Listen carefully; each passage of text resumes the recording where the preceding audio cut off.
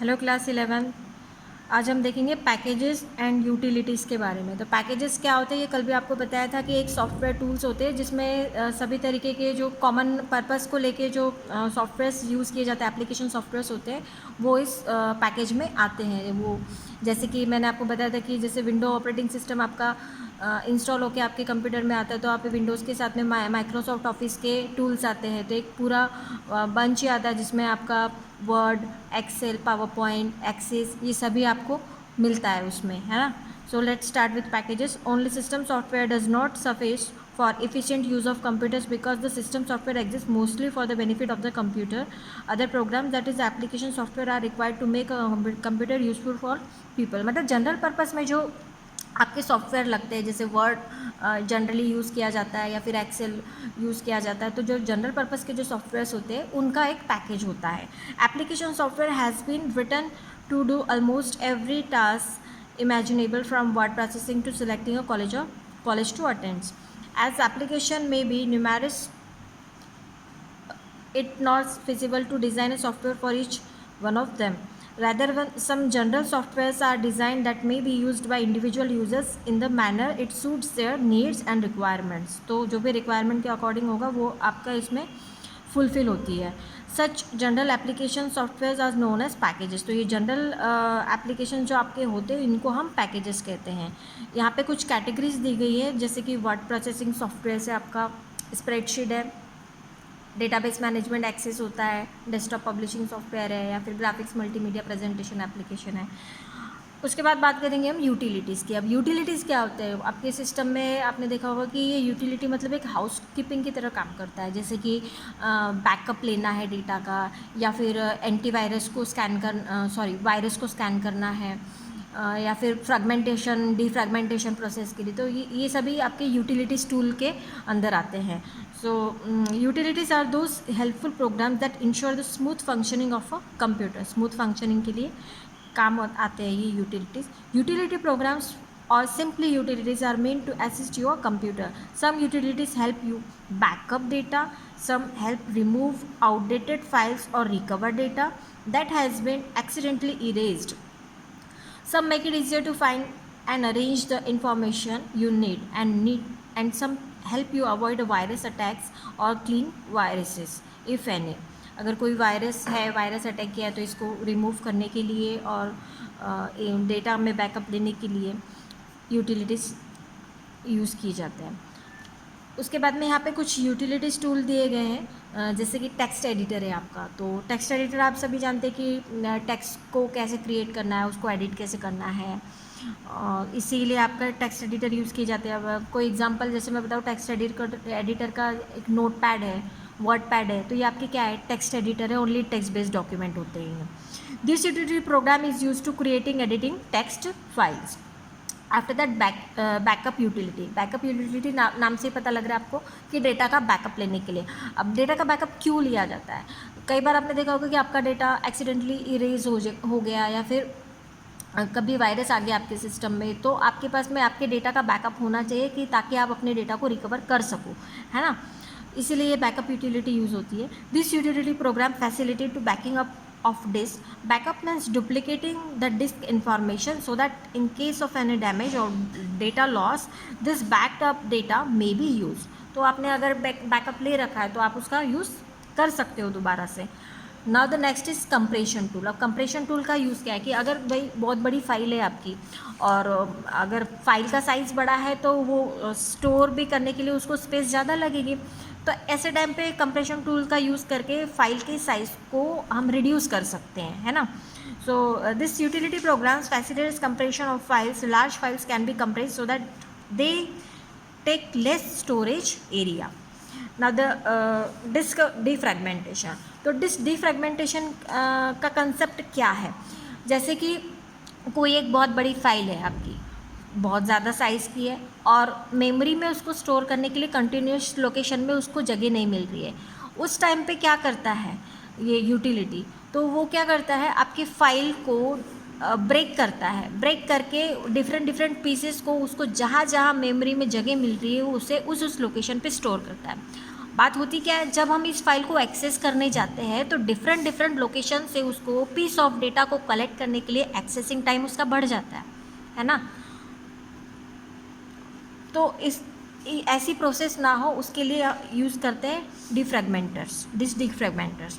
तो देखेंगे, a file is a fragmented when it becomes too large for your computer to store in a single location on a disk. एक single location पे आपके disc में एक file को continuous location में store करने के लिए। When this happens your computer split the file up and store it in a pieces.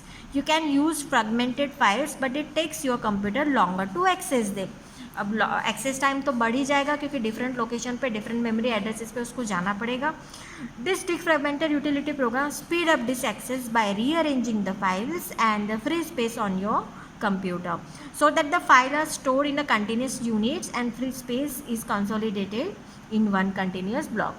जिससे कि डिफ्रेगमेंटर यूटिलिटी आपका क्या करता है कि कंटिन्यूस लोकेशन बनाता है, फाइलों को रीअरेंज करता है, जिससे कि आपकी एक कोई भी बड़ी अगर साइज़ की फाइल है तो आपका कंटिन्यूस लोकेशन में वो स्टोर हो जाए।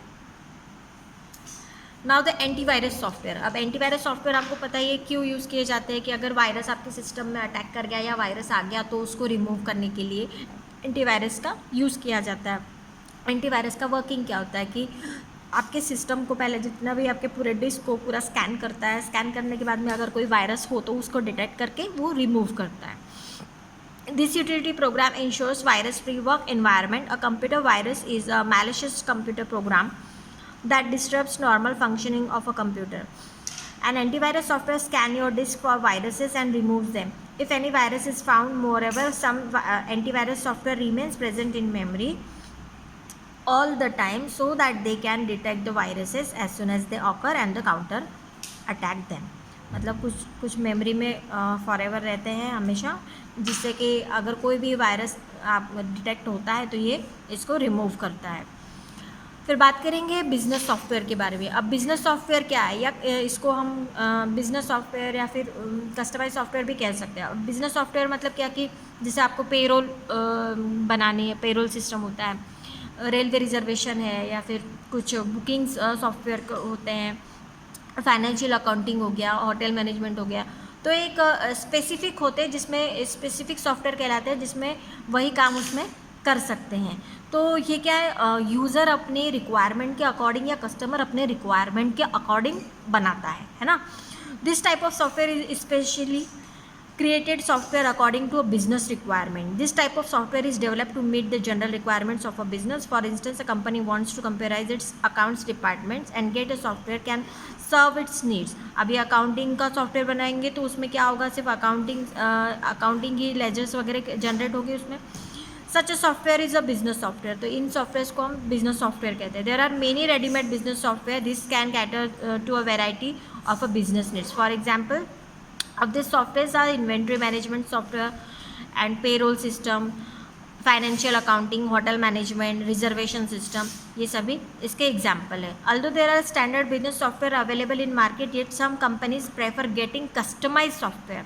अब customized क्यों बोलते हैं कि उनके बिजनेस के अकॉर्डिंग वो क्रिएट करने के लिए कहते हैं, है ना, as per their specific requirements. However, much softwares cannot be directly installed at any other user workspace and required of a second user may differ from first, and the software may not fit in the requirement of the new user. तो ये customise ये होते हैं जो कि particular user के लिए या उनकी रिक्वायरमेंट या उनके नीड के लिए बनाए जाते हैं। सबके लिए फिट ये नहीं होते हैं, पर्सन टू पर्सन वैरी होते हैं। अब बात करेंगे सॉफ्टवेयर लाइब्रेरीज़ के बारे में। तो सॉफ्टवेयर लाइब्रेरीज़ का क्या मीनिंग है, लाइब्रेरीज़ का मीनिंग क्या है यहाँ पे। एक्चुअली लाइब्रेरीज मतलब क्या होता है कि some pre written codes somewhere are stored in and you are using in your programming code. मतलब कुछ कोड आपके प्री रिटन है और उनको आप अपने प्रोग्रामिंग कोड में उसको यूज़ कर रहे हो, that is called the libraries, है ना।